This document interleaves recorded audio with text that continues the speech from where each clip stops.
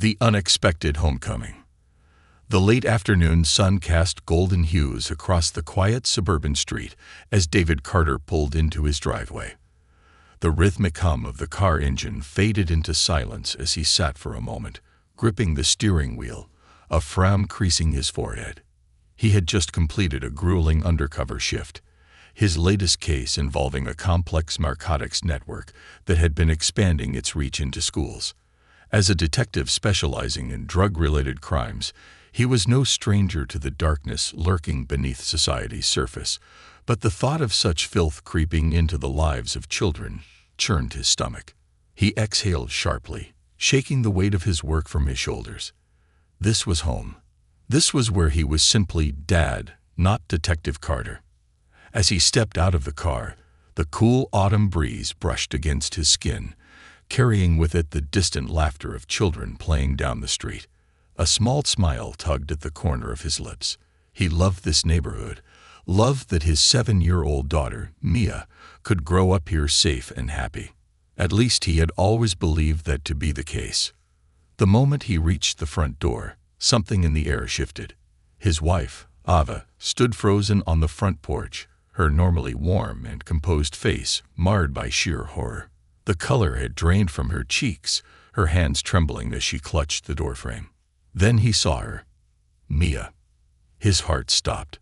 Their daughter stood at the edge of the driveway, her small frame shaking, her wide brown eyes shimmering with tears. But it wasn't just her tears that made David's chest tighten. It was what she was wearing. Or rather, what she wasn't. She was dressed in nothing but her school blouse and her diaper. Her tiny hands clutched her school bag against her stomach, as if trying to shield herself. Her legs were exposed, trembling in the cool air. The shame and fear in her eyes twisted a knife deep into David's soul. For a split second, all he could do was stare. The image burned into his mind, igniting a fire in his gut. Then, instinct took over. He rushed forward, dropping to his knees, and wrapped his arms around her. Mia, baby, what happened? His voice was gentle but firm, the underlying urgency undeniable. Mia buried her face in his chest, her tiny fingers gripping the fabric of his jacket. I didn't do anything wrong, Daddy, she sobbed. I swear. David held her tighter, shielding her small, shaking form with his body. Ava knelt beside them, her hands running over Mia's hair in a soothing motion, though her own distress was impossible to hide. Of course you didn't, sweetheart, Ava whispered. You're home now. You're safe. David's jaw clenched as he forced himself to keep his voice steady. Mia, who did this? Why are you not wearing your pants? His daughter's sobs hitched, and she hesitated. David could feel her little heart pounding against his chest. Then she spoke. It was Mr. Calloway. Ava gasped, recoiling slightly. David's stomach twisted. He had spoken to that man just this morning. The friendly, seemingly concerned teacher. The one who had assured him that Mia was doing just fine. Lies. What did he do, Mia? David's voice dropped into the calm, terrifying quiet that Ava recognized all too well. It was the tone he used when he was ready to dismantle someone's world. Mia sniffled, rubbing her puffy eyes with her sleeve. He said, since I wear diapers, everyone should see it. That I shouldn't hide it. She gulped. So he took my pants away. David's grip on her tightened. His mind went blank, save for the surge of white-hot fury flooding his veins. Ava's hand flew to her mouth in horror. Oh my God. Mia kept going, her words tumbling out in a desperate plea. He said if I told anyone, I'd get in trouble. He said he was teaching me a lesson. That our kind should know their place. The world stood still. David heard the words, but he couldn't comprehend them, not at first. Then, as realization sank in, his breathing slowed to something eerily controlled. His entire body turned rigid, his jaw locking so tightly it ached. Our kind. He lifted his head, locking eyes with Ava. His wife's face was a storm of fury and heartbreak. Tears shimmered in her eyes, but the set of her mouth was pure steel. David exhaled slowly, his hands flexing against Mia's back. He had seen monsters in his line of work. He had witnessed the worst of humanity. But never had he expected to find such cruelty in a place meant to nurture children. A deep, deadly calm settled over him. He lifted his daughter's face, cupping her cheeks with both hands. "Listen to me, sweetheart," he said, his voice steady but laced with a promise. "You did nothing wrong. Do you hear me? Nothing." Mia sniffled, nodding. "This is not your fault. And I swear to you," his voice dropped lower, turning into something cold and absolute, "that man will never hurt you or anyone else again." Mia's bottom lip trembled. "Are you mad at me?" David's heart nearly shattered. "Mad at you? Baby, never." He pressed a kiss to her forehead, his throat tightening. "I am so proud of you for telling me. And I'm going to make this right." Then he stood. Ava recognized the look in his eyes. It was the same look he had when he was about to go on a mission, when he was hunting down criminals who thought they were untouchable. She reached for his arm. "David, I'm going to the school," he said. "No hesitation. No room for argument. Now." Ava hesitated. "Please, don't do anything reckless." David didn't answer. He simply walked toward the car. She watched as he got in and drove off, his movements precise, his fury controlled. Ava turned back to Mia, who was watching her father disappear down the street. "Is Daddy gonna be okay?" she asked in a small voice. Ava swallowed the lump in her throat and pulled her daughter close. "Sweetheart," she murmured, pressing a kiss to her forehead. "Your daddy is about to remind the world why he's not a man to be crossed." And with that, the battle had begun. The reckoning begins. The low growl of the engine hummed through the air as David Carter drove toward Lincoln Heights Elementary School. His grip on the steering wheel was tight, knuckles turning white from the pressure. Every muscle in his body was wound like a coiled spring, ready to strike. His heart pounded, not with fear, but with the icy fury of a father whose child had been humiliated by someone entrusted with her care. His daughter, Mia, had come home in nothing but her school blouse and diaper, sobbing in shame after being stripped of her dignity by Mr. Richard Calloway, a teacher who had singled her out because of her medical condition. And worse, he had made it racial. David's thoughts churned with rage. He had seen plenty of scumbags in his career as an undercover narcotics detective. But this was a new kind of filth. As he pulled into the school's visitor parking lot, he scanned the area. It was the tail end of the school day, and kids were beginning to trickle outside, chattering and laughing, blissfully unaware of the storm about to hit. David exhaled slowly, forcing himself to tamp down the fire burning in his chest. He knew better than to charge in without a plan. A confrontation with Calloway in front of students wouldn't be productive. It would just be chaos. No, he had to be smarter. Instead of heading straight to the 7th grade classrooms, David took a detour through the main entrance. The front office secretary, a middle-aged woman with graying hair and thick glasses, looked up with a polite but weary smile. "Good afternoon, sir. How can I help?" "I need to speak with Principal Holloway." There was no question in his tone, only command. The secretary faltered for a second, straightening slightly at his intensity. "I'm sorry, but the principal is in a meeting. If you'd like to make an oppo." David reached into his jacket pocket and flipped open his badge. The air in the office shifted immediately. Her eyes widened slightly as she registered the badge. "I'm Detective Carter, and this is about my daughter, Mia Carter." The secretary's face paled. Oh dear. Yes, of course. Please, one moment." She scrambled to her feet and hurried toward the principal's office. David remained rooted to the spot, his patience hanging by a thread. He could feel Calloway's presence somewhere in this building. And that man had no idea that his time was up. The principal's office. It took 2 minutes before Principal Janet Holloway stepped out. A woman in her mid-50s, Holloway had the sharp gaze of someone used to running a tight ship, but at the sight of David, something in her demeanor shifted. "Detective Carter, "I assume this is about Mia?" she asked, her voice measured but careful. David didn't bother nodding. "We need to talk. Now." "Of course," she said quickly, motioning him inside. The office was neat, bookshelves lined with academic materials, a large mahogany desk stacked with paperwork. The air smelled faintly of vanilla-scented candles, but to David it did nothing to soften the stench of corruption.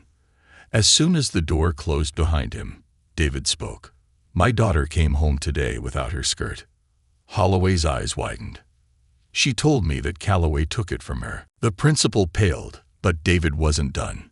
"He told her that our kind wears diapers and that the entire class should see it," he continued, voice dangerously low. "He humiliated her, used her condition against her, and then threatened her if she told anyone." Silence stretched between them. Principal Holloway took a deep breath, her fingers tightening slightly against the armrest of her chair. "Detective Carter, this is extremely serious. If this is true, If?" David snapped. "Are you doubting my daughter?" "No," Holloway said quickly, shaking her head. "It's just, I need to investigate, get statements, ensure." "You don't need an investigation," David cut in, his tone razor sharp. "You need to fire that son of a bitch right now." Principal Holloway swallowed, clearly shaken by the intensity in his voice. "Where is Calloway?" David demanded. She hesitated. "He's finishing his after-school tutoring session in room 7B. David was already moving toward the door. Holloway stood abruptly, her chair scraping against the floor. "Detective Carter, please." But David was done talking. He was going to Calloway. The confrontation. Room 7B was at the far end of the school. David's footsteps echoed through the emptying hallways as he approached the classroom. Inside, through the glass window, he saw Calloway. The teacher was standing by his desk, speaking to a few remaining students. His expression was calm, professional, completely unbothered. David's fingers twitched. He had spent years reading people, and Calloway's casual demeanor told him one thing. This bastard wasn't worried. David pushed the door open, hard. The students jumped in surprise, their heads snapping toward the door. Calloway turned, his brows lifting in mild surprise. "Mr. Carter?" he asked, feigning politeness. David stepped inside, his broad frame commanding immediate attention. The students, sensing something was wrong, quickly grabbed their backpacks and scurried out without a word. Calloway smirked. "If you're here to discuss Mia's academic progress, this really isn't." David moved fast. Before Calloway could react, David grabbed the front of his shirt and slammed him against the whiteboard. Calloway let out a choked gasp, his hands grasping at David's wrist. "You think humiliating a little girl makes you a man?" David growled, his voice like a blade pressing against skin. Calloway's smirk faltered. You're making the huge mistake," he wheezed. "I didn't." "Shut up." David's fist clenched, but he forced himself to hold back. He wanted to beat this man into the ground, but he needed evidence. "Where is her skirt?" he demanded. Calloway swallowed hard. His gaze flickered, nervous. David leaned in. "I will tear this room apart if I have to." The teacher's jaw clenched. But then he broke. "It's in the staff restroom." David's stomach dropped. There was no reason for Mia's clothing to be in a private staff restroom. And suddenly, everything clicked. David released Calloway with a shove, his hands shaking with fury. "You're done," David said coldly. "You have no idea who you messed with." Calloway paled. David pulled out his phone. "You have 10 minutes before the police arrive." And then Calloway did the worst thing he could have done. He laughed. "Let's see if you still have a job after this, detective," Calloway sneered. David smiled. It wasn't kind. "Oh, Calloway, you're the one who should be worried. Because this wasn't just about Mia anymore. This was about justice, and David was coming for blood. No escape. Lincoln Heights Elementary School, Staff restroom. David stormed down the hallway, his boots hitting the linoleum with a deadly rhythm. The air around him was electric, buzzing with a force that made the few remaining teachers and students move out of his way without a word. In his years as a detective, David had tracked down killers, taken down entire drug rings, and put some of the most vile criminals behind bars. But nothing compared to the fury burning inside him right now. Because this wasn't just a case. This was his daughter. He reached the staff restroom, shoving the door open so hard it slammed against the wall, rattling the metal stall doors. His sharp eyes scanned the space in an instant. And there it was, hanging on the back of the last stall door, Mia's skirt.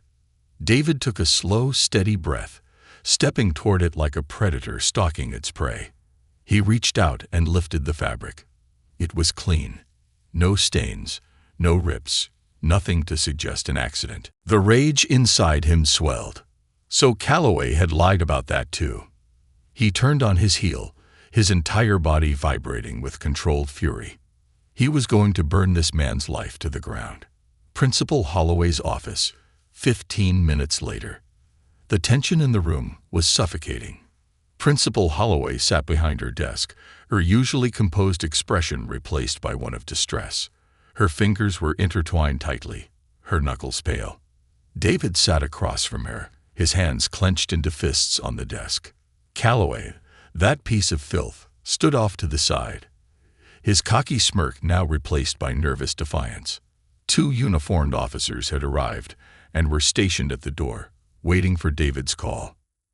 "Mr. Carter, please," Principal Holloway began, but David cut her off. "I found my daughter's skirt." His voice was cold, sharp, hanging in the staff restroom. Principal Holloway paled. David slowly turned to Calloway, his gaze sharp enough to cut steel. "Now tell me again how she took it off herself." The teacher hesitated, just for a second, but David caught it. He pounced. "You knew exactly what you were doing," David growled, his voice deadly quiet. "You humiliated my daughter in front of her classmates, forced her to walk around in nothing but her diaper, and then you tried to cover it up." Calloway swallowed. His mouth opened, then closed. His hands twitched at his sides. David leaned forward, his stare unrelenting. "You should start talking, Calloway. Because in about 5 minutes, those officers over there are going to arrest you. And if you don't cooperate, you're going to regret it." Calloway scoffed, crossing his arms. "Arrest me? For what? A missing skirt?" He forced a laugh. "Come on, detective. You're overreacting." David smiled. And that's when Calloway made his fatal mistake. "You people are always so emotional," he muttered under his breath. The room went silent. Ava's words flashed in David's mind. "Your daddy is about to remind the world why he's not a man to be crossed." David moved so fast Calloway didn't even see it coming. In an instant, David was on him, gripping the front of his shirt, shoving him backward until his spine hit the filing cabinet with a loud tee. Calloway's breath left him in a choked gasp, his eyes wide. David leaned in close, his voice low and dangerous. "The next words out of your mouth better be a confession. Because right now, Calloway, you're this close to being charged with discrimination, child endangerment, and abuse of power." He tightened his grip, his muscles coiled like steel cables. "And if I ever hear you say you people again, I will personally make sure you spend the next decade behind bars with men who have a very special hatred for people like you." Calloway's cockiness shattered. His hands shook. His face was ghostly white. "You can't touch me," he whispered, but it lacked conviction. David let out a slow, dark chuckle. "I don't need to, because I have evidence." He turned his head slightly. "Principal Holloway." The woman jumped, eyes darting between them. David kept his grip firm. "I want you to check the security footage from today. See if Calloway escorted Mia anywhere. See if she ever took her skirt off willingly ***. Holloway nodded frantically, grabbing the phone on her desk. As she made the call, David turned his attention back to Calloway. "You should pray there isn't video proof," he murmured. "Because if there is, your career is over. Your life is over. And I'll be there to watch it happen." 20 minutes later, Principal Holloway returned from the security room, her face ashen. David already knew what she was going to say. "Detective Carter, we have the footage." Her voice shook. "And you were right." She turned the screen of her laptop toward them. David watched, and as the footage played, his hands trembled with barely contained rage. The grainy black and white security footage showed Calloway standing in the hallway, speaking to Mia. Then he reached down, grabbed her skirt at the waistband, and yanked it down himself. Mia flinched, tried to cover herself. Calloway stood there, saying something. Then he laughed. The video ended. Silence. David turned, his face stone cold, unreadable. Calloway's face had drained of all color. You don't understand," he started. David nodded at the two officers. "Arrest him." The officers moved in immediately, yanking Calloway's hands behind his back and slapping the cuffs on his wrists. "No, wait. I was just," Calloway stammered, panic in his voice. David stood tall, watching without an ounce of sympathy. "You picked the wrong child," he said softly. "You messed with the wrong family." Calloway struggled as the officers dragged him out, his voice rising. "This isn't fair. This is a setup. You people." David smirked. "That phrase again. Enjoy your time behind bars, Calloway," he murmured, watching the teacher disappear down the hall in handcuffs. And just like that, justice had begun, uncovering the darkness. Outside Lincoln Heights Elementary, minutes after Calloway's arrest, the autumn wind howled against David Carter's face as he stepped out of the school, his pulse still hammering from the confrontation. The rhythmic clanking of Calloway's handcuffs echoed in his ears, the sound strangely satisfying. As the police escorted the disgraced teacher to the squad car, David watched without a trace of sympathy. The man had preyed on his daughter's vulnerability, using humiliation as a weapon. But David knew something Calloway didn't. This wasn't over. Not yet. The walk back home. David took a long, steady breath as he began the short walk home, his mind buzzing. He needed to see Mia, to hold her, assure her that justice had been served. But something gnawed at him. Something felt off. Calloway had been too calm at first. That arrogance wasn't just about being a racist bully. He had something else up his sleeve. David's gut instincts, honed from years in law enforcement, were screaming at him. The fight wasn't over. Not yet. Home. That evening. The moment David stepped inside, Mia rushed into his arms, her tiny body colliding with him. "Did you stop him, Daddy?" she whispered against his chest. David knelt down, cupping her face. "He's gone, sweetheart," he murmured. "He'll never hurt you again." Ava, standing behind them, let out a shaky breath, relief flickering in her eyes. "Good," she whispered. But David wasn't done. "Baby, I need to ask you something," he said, gently stroking her hair. Maya looked up, wide-eyed. "What is it?" "When you were in class, did Calloway ever give you or your classmates anything?" "Maybe, candy." Ava's eyebrows furrowed, sensing something more behind the question. Mia hesitated. "He always ate lollipops," she said. "He kept a box of them in his desk. And he said if we got all our math problems right, he'd give us one." But what?" David pressed. Mia bit her lip. "He never actually gave us any. He just kept them for himself." David's jaw tightened. His worst suspicion was confirmed. Those weren't just lollipops. He had seen this before, in drug busts, in crime rings, in evidence bags at the precinct. And now it had reached his daughter's school. Back at the school, the evidence. David pulled back into the school parking lot, this time in his unmarked police vehicle. The place was nearly deserted, except for a few teachers finishing up for the day. As he entered, Principal Holloway's office light was still on. She looked up, surprised. "Detective Carter, I need access to Calloway's classroom. Now." She hesitated, clearly still shaken from the day's events, but nodded. "Of course," she said. David moved swiftly, his trained eyes scanning the room, the second she unlocked the door. There, on Calloway's desk, a half-open drawer revealing a small box of lollipops. David reached for it, his fingers brushing against the packaging.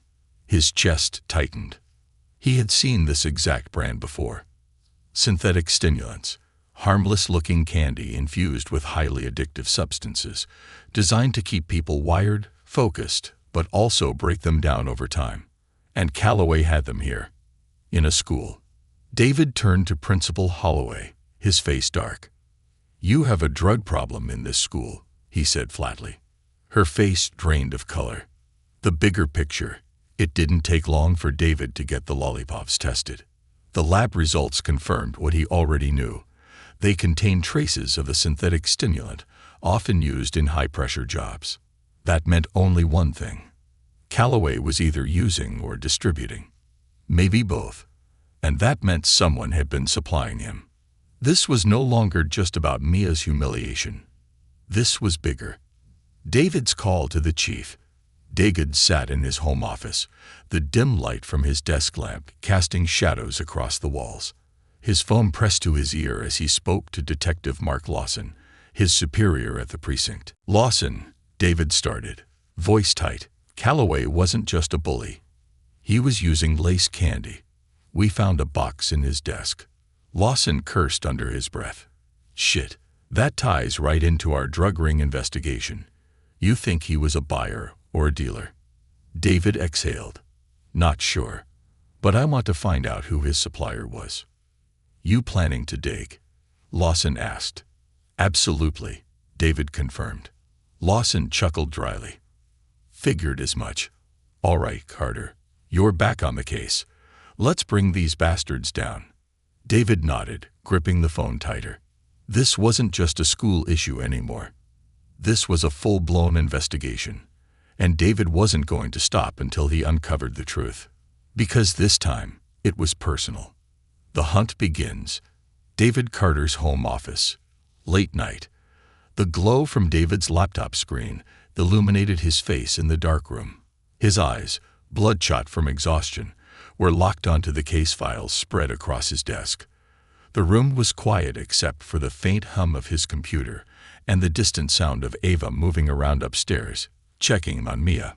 He had spent years hunting criminals, drug lords, and underground suppliers, but tonight felt different. Tonight, he wasn't just a cop. He was a father. A father with a personal vendetta. Calloway was a piece of trash, but he was just the beginning. The drugs he had in his desk weren't something a random teacher could get on his own. That meant one thing. There was someone bigger behind all of this. Someone who had been supplying Calloway. Someone still operating inside the school system. And David was going to find them. Tracing the supply chain. David leaned forward, fingers flying across the keyboard as he pulled up reports of recent narcotics busts. He cross-checked them with local school districts, searching for patterns. And then he found it. 3 other schools, all within a 20-mile radius of Mia's school. All had reported incidents of unknown substances being passed around between teachers. And at each of those schools, one mysterious name kept appearing. A private school supply vendor called Silverwood Educational Services.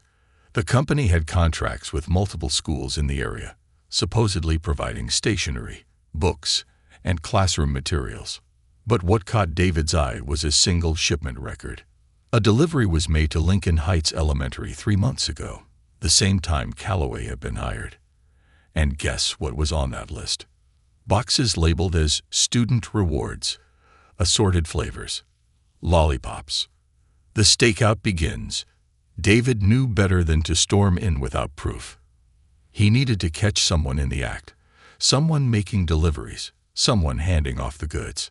So he did what he did best. He waited. That weekend, David parked his unmarked car outside Silverwood Educational Services, watching the warehouse from a distance. He sipped his coffee, eyes trained on the entrance. Hours passed. Nothing. But just as he was about to call it a night, a black van pulled up. David sat up straight. A man stepped out, slim, wearing dark clothes, moving with practiced ease. David zoomed in with his camera. He recognized him. James "Jimmy" Torres, a known supplier in the underground network, one David had tried to bust before, but had always slipped away. David's grip on the steering wheel tightened. This was it. He had just found the connection. Breaking into the warehouse. David waited for Torres to disappear into the warehouse before stepping out of his car. Moving quickly and silently, he approached the side entrance. It was locked. But David had spent years undercover. He knew how to get into places he wasn't supposed to be. A quick shimmy of his lockpick set, and click. He was in. The warehouse was dark and quiet, the air thick with the smell of cardboard and dust. But then he saw them. Stacks of unmarked boxes. David pulled out his knife, slicing one open. Inside, rows and rows of identical lollipop boxes, the same ones he had found in Calloway's desk. Jackpot. But before he could take photos, he heard footsteps. Shit. The fight in the warehouse. David ducked behind a crate just as a flashlight beam swept across the warehouse. "Yo, I swear I heard something," a voice muttered. "Relax," another man chuckled. "Ain't nobody dumb enough to break in here." David smirked. Guess again. As the second man walked past, David sprang into action. With one swift movement, he grabbed the guy from behind, choking him out before he could yell. The first guy turned. Too late. David's fist collided with his jaw. He stumbled dazed, giving David the opening to land a solid kick to the ribs. The man hit the ground hard, gasping. David crouched, gripping his collar. "Who's your boss?" David growled. The guy coughed, blood dripping from his lip. "You're too late," he sneered. "The deal's already done." David's stomach dropped. Ava's desperate call. As David tied up the two thugs and called in his backup team, his phone buzzed violently in his pocket. Ava.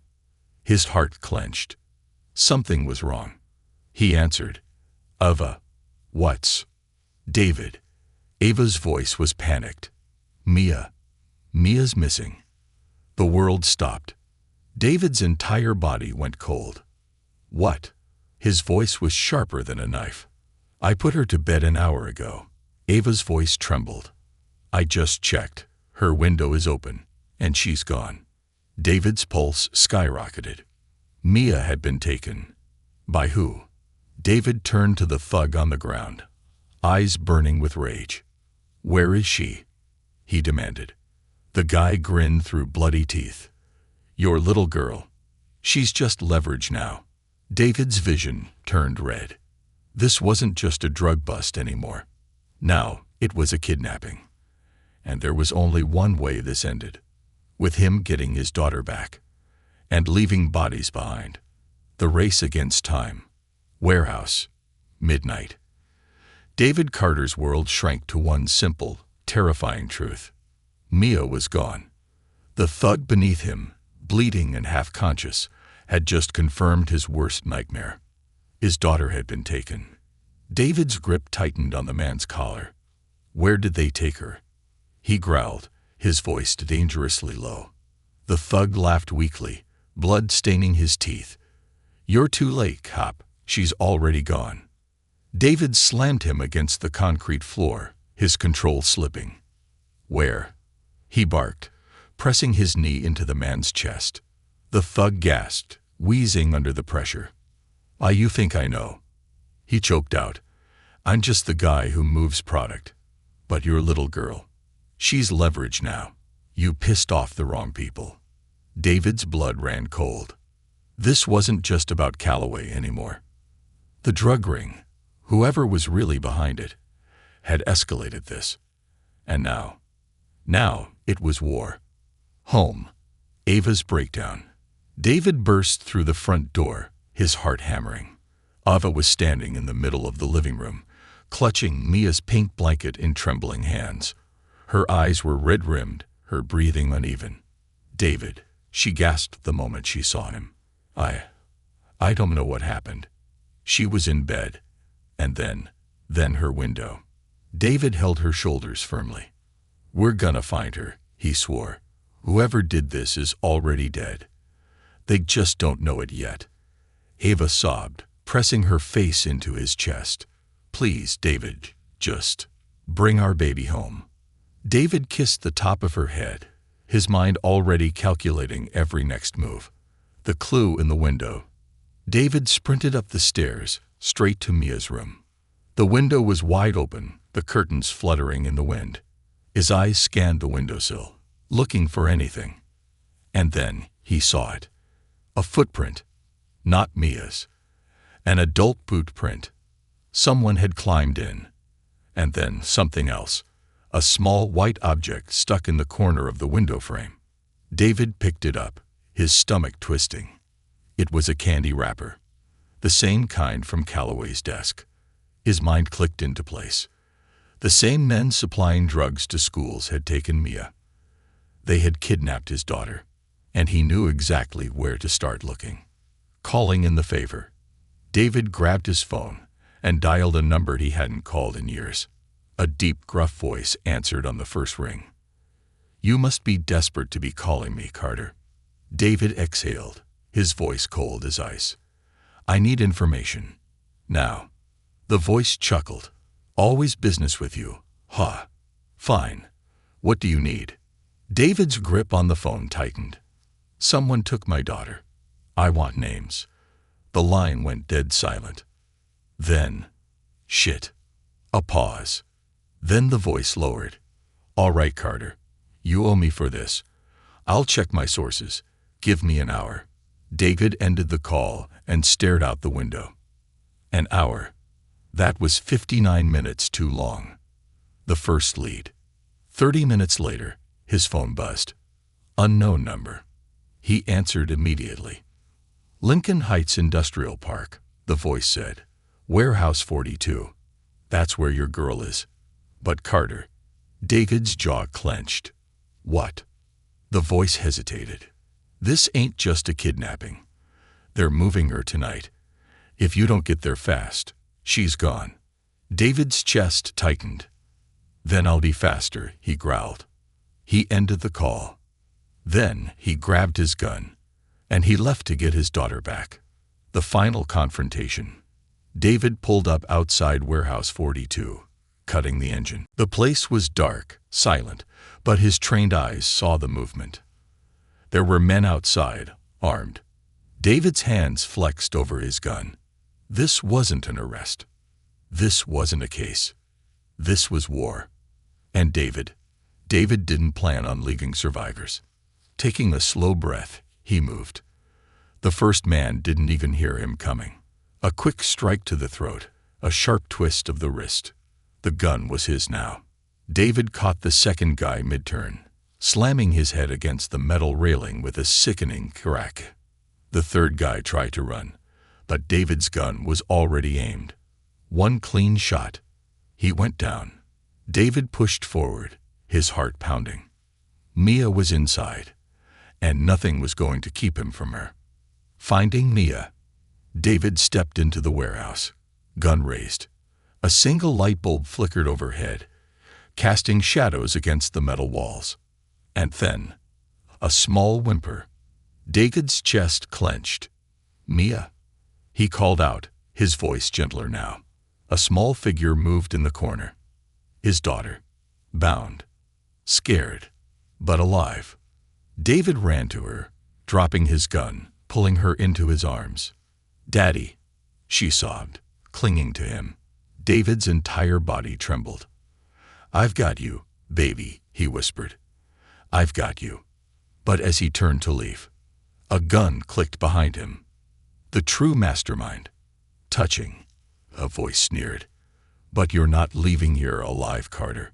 David slowly turned. A man in a suit stood there, gun pointed directly at him. David's stomach dropped. Principal Holloway. The school principal. She smirked. You really think Calloway was the only one? She asked. He was just a pawn. I own this operation, detective. David's fingers tensed. But your mistake, she continued. You made this personal. And now, she cocked the gun. You're gonna die here, Carter. David smiled. And then he moved. The end of the line. The fight was quick, brutal. Holloway was fast, but David was faster. One well-placed strike, and her gun hit the ground. A second later, she was pinned against the wall. You stole my daughter, David growled. That was your last mistake. He slammed his fist into her jaw. She collapsed. Sirens blared outside. Backup had arrived. Mia clung to him, her tiny fingers gripping his shirt. It's over, sweetheart, he whispered. We're going home. Epilogue. Justice served. Days later, Holloway was arrested, her entire drug empire exposed. Calloway, facing life in prison. And David. David held his daughter every night, knowing she was safe, because he had done what he promised. He had brought her home. And no one would ever take her again.